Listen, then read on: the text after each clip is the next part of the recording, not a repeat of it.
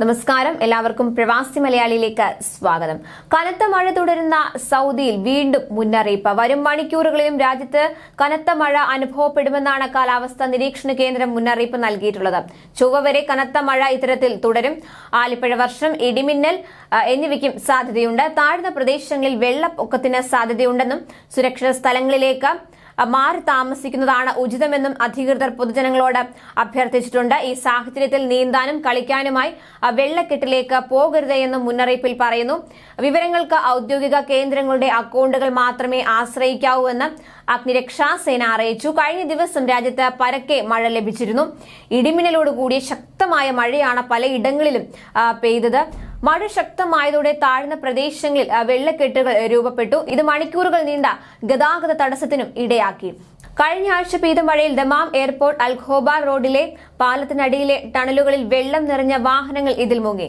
രാത്രി വൈകിയും വെള്ളം നിറഞ്ഞ വാഹനങ്ങൾ ഇത്തരത്തിൽ മുങ്ങിക്കിടന്നു. കനത്ത മഴയ്ക്കൊപ്പം പെയ്ത ആലിപ്പഴം വാഹനങ്ങളുടെ പുറത്തേക്ക് കനത്ത ശബ്ദത്തിൽ പൊഴിഞ്ഞു വീണു തുടങ്ങിയതോടെ പലരും വാഹനങ്ങൾ വഴിയോരങ്ങളിലേക്ക് ഒതുക്കി നിർത്തി. അതുപോലെ പെയ്തു നിറഞ്ഞ മഴവെള്ളത്തിൽ നിരവധി വാഹനങ്ങളാണ് കുടുങ്ങിപ്പോയത്. വെള്ളക്കെട്ടുകൾ ഉണ്ടെന്ന് അറിയാതെ ഇടറോഡുകളിലേക്ക് എത്തിയ ചെറുവാഹനങ്ങളാണ് അധികവും ഇത്തരത്തിൽ പെട്ടുപോയത്.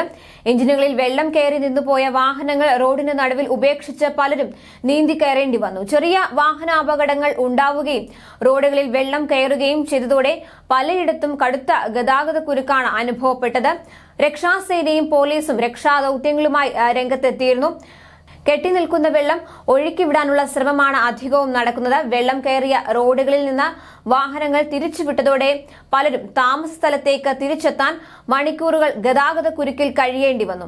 ഗതാഗത കുരുക്കിൽപ്പെട്ട് പെട്രോൾ തീർന്നുപോയ വാഹനങ്ങളും കാര്യങ്ങൾ കൂടുതൽ സങ്കീർണമാക്കി. സൗദിയിൽ ശക്തമായ മഴയ്ക്കുള്ള ദേശീയ കാലാവസ്ഥാ കേന്ദ്രത്തിന്റെ മുന്നറിയിപ്പിന് പിന്നാലെയാണ് മഴയെത്തിയത്.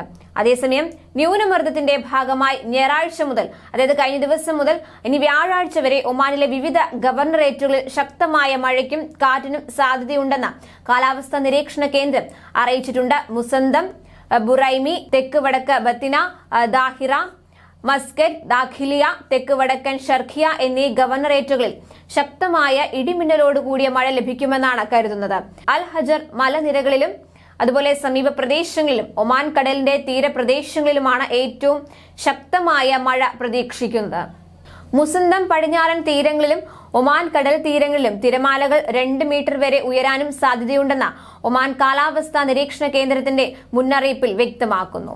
കൂടുതൽ പ്രവാസി വാർത്തകൾക്കായി ഈ ചാനൽ സബ്സ്ക്രൈബ് ചെയ്യുക.